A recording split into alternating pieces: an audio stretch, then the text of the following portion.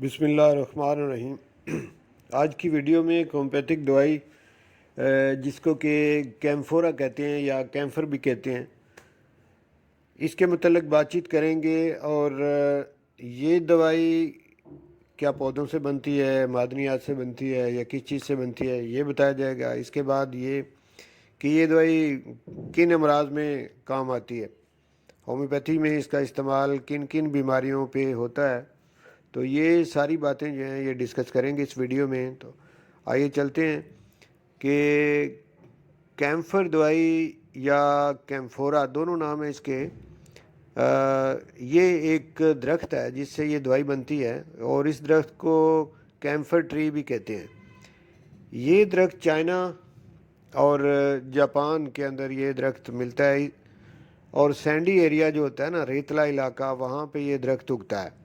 کافی بڑا درخت ہوتا ہے، اس کے اوپر اس کے پھل بھی لگتا ہے، جیسے بیری کے درخت پہ پھل لگتا ہے اسی طرح کا اس کے اوپر پھل بھی لگتا ہے، بیر کی سائز کا ہی۔ یہ درخت سارا ہی، اس کا تنا، اس کے پتے، اس کا پھل، یہ سبھی زہریلا پودا ہوتا ہے۔ اگر اس کو تھوڑی زیادہ مقدار میں کھا لیا جائے تو اس سے ڈیتھ ہو جاتی ہے۔ تو جب دوائی ہومیوپیتھک طریقے سے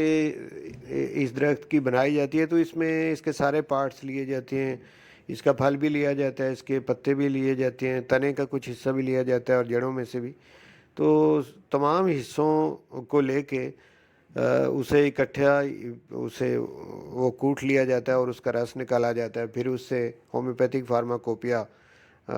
کے مطابق اس سے ہومیوپیتھک دوائی تیار کی جاتی ہے۔ اب اس کے دوسرے پارٹس کی طرف آتے ہیں کہ ہومیوپیتھک دوائی جو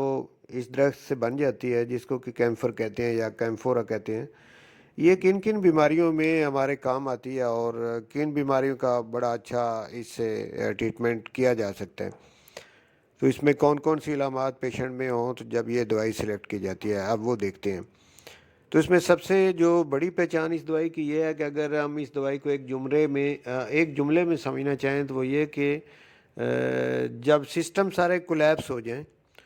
اور ایسے لگے کہ بندہ جیسے ابھی اس کی موت واقع ہو جائے گی، اس کا جسم بالکل ٹھنڈا ہو جائے، پلس پہ آپ ہاتھ رکھیں تو وہ آپ کو لگے کہ جیسے پتہ نہیں چل رہی ہے یا نہیں چل رہی، تو جیسے ڈیتھ کے وقت کی جو صورتحال ہوتی ہے نا، تو وہی والی صورتحال اگر ہو جائے کہ جسم بالکل ٹھنڈا ہو جائے اور آپ کو لگے کہ پتہ نہیں پلس بھی چل رہی ہے یعنی ہارٹ بیٹ چل رہی ہے، یعنی یہ والی سچویشن ہو جائے، تو یہ اس کی سب سے بڑی علامت ہے۔ اب اسی طرح کی اور علامات جن کے اندر بعد دفعہ یہ ہوتا ہے کہ کوئی زہریلی چیز کھا لی تو اس سے الٹیاں شروع ہو گئیں، اور الٹیوں کے بعد پھر پانی کی کمی ہوگی، پھر ڈائریا ساتھ ہو گیا، اور اس کے بعد ڈی ہائیڈریشن کی وجہ سے آنکھیں اندر کو دھنس گئیں اور جسم بالکل ڈی ہائیڈریشن کے بعد ٹھنڈا ہو گیا۔ تو یہ پکچر جو بنتی ہے یہ بھی اسی دوائی کی بنتی ہے۔ اور اسی طرح سے گرمیوں کے موسم کے اندر اکثر اوقات ڈائریا کی شکایت ہو جاتی ہے، اور ڈائریا جب بہت زیادہ ہو جائے تو اس کے بعد پھر ڈی ہائیڈریشن۔ اور ایلوپیتھی میں تو یہ ہوگا کہ ڈرپس لگیں گی کافی ساری پانی کی کمی کو پورا کرنے کے لیے، تو وہ والی سچویشن جہاں پہ آپ کو کوئی ڈاکٹر قریب نہیں ملتا اور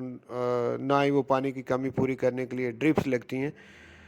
وہاں پہ اگر آپ کے گھر میں یہ دوائی پڑی ہو، آپ 2 قطرے اس کی زبان پہ ڈالیں پیشنٹ کی، تو وہ بغیر ڈرپ لگائے، بغیر اس قسم کے جو ایلوپیتھک ٹریٹمنٹ ہے، یعنی اس میں پانی کی کمی کے لیے وہ کچھ پیکٹ بھی ملتے ہیں جو کہ پانی میں ڈال کے پیے جاتے ہیں، اور اسی طرح کا باقی کوئی جوسز وغیرہ کھلا کے یا جس طرح سے بھی اس کی پانی کی کمی کو پورا کرنا ہے، جو بھی طریقے اور ہو سکتے ہیں۔ کسی بھی طریقے کی طرف جانے کی ضرورت نہیں ہے، آپ 2 ڈراپ اس کی زبان کے اوپر گرائیں تو انشاءاللہ فوری طور پہ جو ہے وہ جو کنڈیشن ہے اس کے باہر پیشنٹ آ جائے گا اور بہت بہتری کی طرف ہوگا۔ اور اسی طرح سے بار بار اگر آپ کچھ وقفے کے بعد کوئی ڈراپ پلاتے رہیں تو انشاءاللہ وہ پیشنٹ جو ہے وہ ٹھیک ہو سکتا ہے۔ تو یعنی یہ انتہائی صورتحال جو ہوتی ہے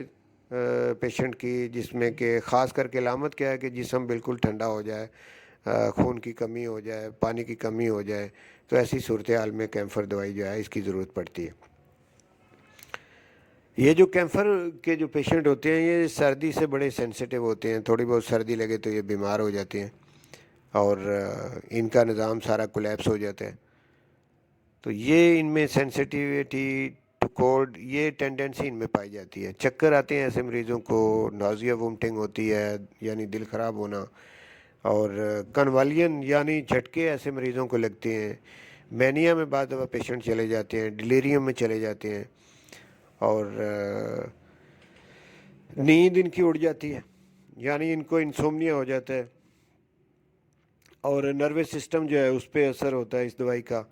تو شاک لگ سکتا ہے ان کو.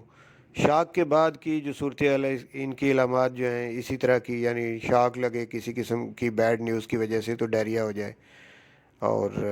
ڈائریا کے بعد پھر وہی سچویشن یعنی پانی کی کمی ہو جائے. اور اس کے علاوہ ان کو جو جھٹکے لگتے ہیں وہ ایپیلیپسی کی طرح کے لگتے ہیں، جیسے کہ مرگی کے پیشنٹ کو جھٹکے لگتے ہیں، فٹس پڑتے ہیں، وہی والی فینٹنگ ہوتی ہے ان کو، اور ٹھنڈے پسینے آتے ہیں، اور ان کا جو ہارٹ پالپیٹیشن ہے بڑی ویک ہوتی ہے، اور سفوکیشن ہو سکتی ہے آکسیجن کی کمی کی وجہ سے، سانس لینے میں دقت ہو سکتی ہے، استھما ہوتا ہے. اور سکن پہ اگر ہاتھ لگائیں تو وہ برف کی طرح ٹھنڈی ہوگی. یعنی اس کے لیے لکھا ہوا ہے کہ camphor has icy cold surface and sudden sinking. تو سنکنگ ہوتی ہے، آنکھیں اندر کو دھس جاتی ہیں، اور یہ سب کچھ اچانک ہوتا ہے. یہ والی علامات ہیں اس دوائی کی. تو مجھے امید ہے کہ جو میں نے نقشہ اس دوائی کا آپ کے سامنے میں نے رکھا ہے، اس سے آپ کو آسانی ہوگی اس دوائی کو سمجھنے کے لیے. تو یہ بڑی کارآمد دوائی ہے اور ایمرجنسی میں کام آتی ہے. تو آج میں نے اپنی اس ویڈیو میں نے کوشش کی کہ آپ کو اس دوائی یعنی کیمفر کے متعلق انفارمیشن دوں، اور مجھے امید ہے کہ آپ کو یہ ویڈیو سننے کے بعد کافی سی انفارمیشن کیمفر کے بارے میں آپ کو مل چکی ہوگی. تو انشاءاللہ اسی طرح کی اور ویڈیو لے کر آپ کی خدمت میں دوبارہ حاضر ہوں گا. بہت شکریہ.